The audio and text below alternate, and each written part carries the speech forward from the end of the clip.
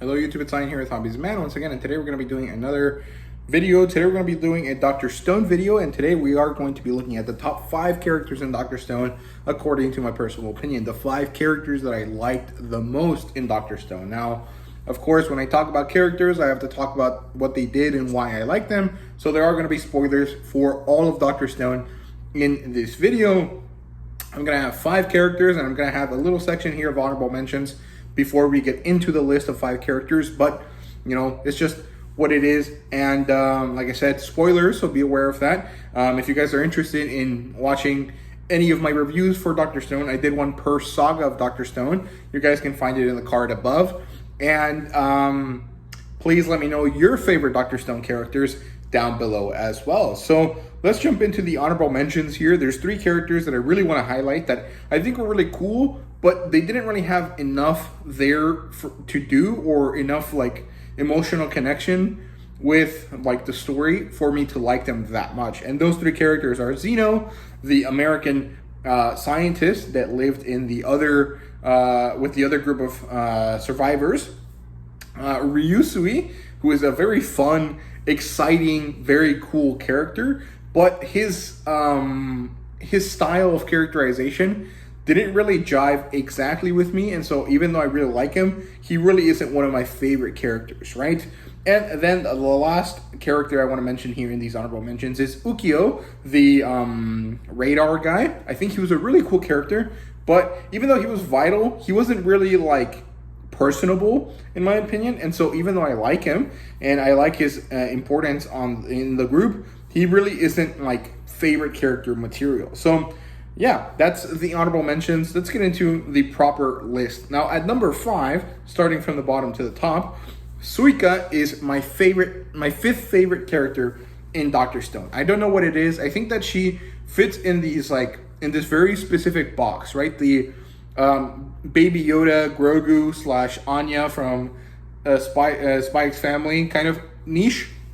She is the adorable younger character that is essential and very meaningful to the story, and I really like her a lot. I think that she's a very great character. She's adorable, she's funny. Every time she takes her helmet off and she can't see, she squints and it makes her face all just like really warped. It's really funny. Suika is a wonderful character. She really brings a lot of heart to the story every time she's on the page. She's wonderful, she's adorable, she is so enjoyable to watch. I really love her. I like that she's a younger sister for everyone. And there was a moment in the later parts of the series where she's all alone and she has to basically revive everyone by herself for 3 chapters. And those 3 chapters were amazing. I'm pretty sure I cried the first time I read them, or I tried very hard not to cry, because if I remember it correctly, it was during the winter and I was in Mexico, and I was like sitting in my grandma's living room with everyone around me, and I was reading my manga, and I was trying really hard not to cry because my cousins were around me, and it was just kind of weird. I didn't want to be like crying in the middle of like talking with my cousins, right? So yeah, Suika is a wonderful, adorable character. I love a lot about her so much. Her character design is adorable. Her little like collapsibleness is funny, and she basically functions as the like droid partner of the story. Boichi is a very big sci-fi guy, and if you've read any of the other works that Boichi has, he usually has like another character that provides like funny moments. And I think Suika fits this character archetype. In Origin, it's Origin's little watch character, who is a little droid. And she fits that kind of like R2-D2 like fixer character archetype that I like a lot as well. So I really like Suika a lot. She's a wonderful, wonderful character.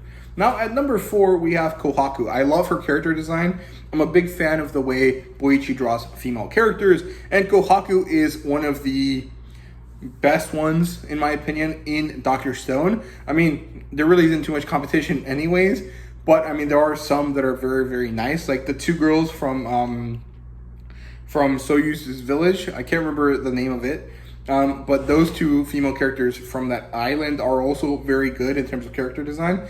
But Kohaku is really my favorite. I also like her a lot because she's one of these very strong female characters that aren't really like just there to upstage the male characters. Like, she's strong, she's better than a lot of male characters at being strong, like physically strong, but she is still a feminine character. And her upstaging the male characters is done for laughs, so it's ridiculous. And also, her strength is a vital part of everything that Dr. Stone is, right? Like, without her strength and without Tsukasa and without Taiju, Senku could not really do half of the things that he wants to do. And so Kohaku is a very meaningful, very important character. Her abnormal strength is as much of a joke as it is a vital part of her and a vital part of the story. And I really like these very like badass female characters. You know, some of my favorite characters in all of anime and manga are Urza, Tsunade, and Kohaku. So there you go. I have a very specific archetype of female character that I like, and Kohaku really fits into it. And there really isn't anything deeper there. I just really like her character. I like where she stands and how she functions as in part of the story. And I just really like her character design a lot. I really like her Jungle Girl, like, furkini aesthetic a lot. And her, like, ridiculous, like, clog things that she has that are made of, like, ceramic or something, that are, like, giant high heels, even though they're, like, super uncomfortable and probably would not be helpful in the jungles that she lives in. So it's very, very cool. Anyway, that's it for Kohaku up to number 3. Now, I actually have 2 characters tied for number 3 because I really like them for separate reasons, but I couldn't really decide where to put one over the other. And we have Gen, the mentalist character, and Kaseki, the old-timer craftsman. And I like them both because they're, again, essential parts of Senku's team, but also because they're very fun. They're very funny characters. Gen is a very hilarious and also very meaningful character because he is the explainer character. He is the character that exposes all of the intricacies of the story and all of the intricacies of what Senku is doing to us as readers. He doesn't, because Dr. Stone isn't the type of story that has like the everyman character as the main character, like other stories, you know, like Naruto or Deku are like everyman characters in the sense that they need to learn things about their world so that we, the readers, can also learn about their world. But Senku being the main character means that he knows more than everyone else. And so we need Gen to be there to explain all of this to everyone else. And it fits his character archetype, it fits his job description, and it also just plays up a lot of fun things because Gen manages to make it exciting and funny and interesting when he explains Senku's crazy plans, right? So I really like that. Also like Kaseki because I really like the old man that happens to have a lot to teach to the young generation archetype. And he also happens to be one of these characters without being like a Jiraiya or a what's it called? The guy from the Black Bulls. What's his name? Or a Yami character, right? He's not like a himbo character. He's not like a old timer like bro dude character. Kaseki's a very direct, clear, like old timer without having any of the really weird like secondary aspects that most of these types of characters have in other manga. And I like Kaseki a lot because his like gag of like getting excited for crafting and ripping his clothes off is hilarious. I just think it's so funny. That's his only like weirdness that he has. And I like that a lot. I think it's so funny. And again, Kaseki is such an important character.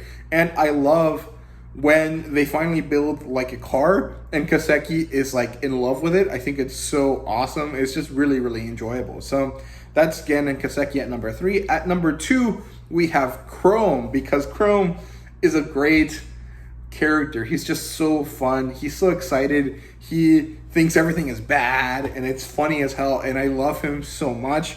I also like that he's a scientist that has a lot of passion for science, but he thinks it's magic. I think that's really, really cool. It kind of has a very like poignant message there about, you know, this thing. I can't remember if it was Arthur C. Clarke or Asimov or someone else that said that, you know, advanced enough technology looks like magic, which is definitely the case. If you showed a phone to a Neanderthal, they would think that you're making a magic rock, right? So it would be very, very interesting. And I really like this idea that Chrome embodies that kind of ideology, that kind of sentence or like axiom of science fiction that is very, very important. I also just like him as a character because he doesn't give up. He knows that he doesn't know enough, but he wants to continue to learn. And he also happens to save the day a few times. And I like that a lot. I also think that his dynamic with Ruri, Kohaku's older sister, is great because he's younger than Kohaku, if I remember correctly, but he pines for her older sister. And Ruri kind of pines for him as well. So I think that their dynamic is very, very good. Chrome's dynamic with Senku is also really great. And Chrome's like, what's it called, fear of the powerful characters is really fun as well. Like, I really enjoy the dynamic that Chrome has with everyone and the kind of really fun, lighthearted love for science that he brings to everything, right? Because Senku is a very, like, obsessive kind of love for science, but Chrome has that same obsessive love, but it kind of comes as a more lighthearted, like, I just want to know what works kind of feel that I think is really cool.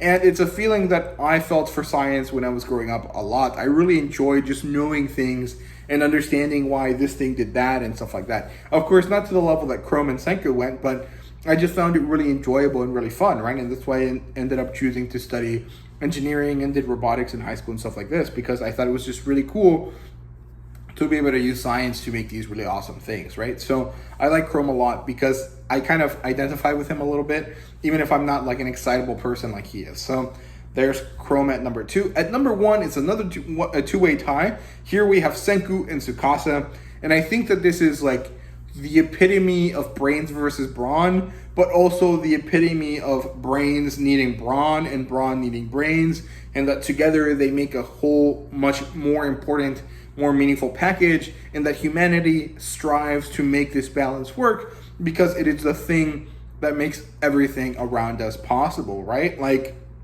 it's just so cool. Senku's such a fun, crazy character. He has that mad scientist vibe so down pat, but he's also so willing to have like positive emotions for people. And he's a scientist, but he's not so cynical that he, you know, doesn't want humans to exist.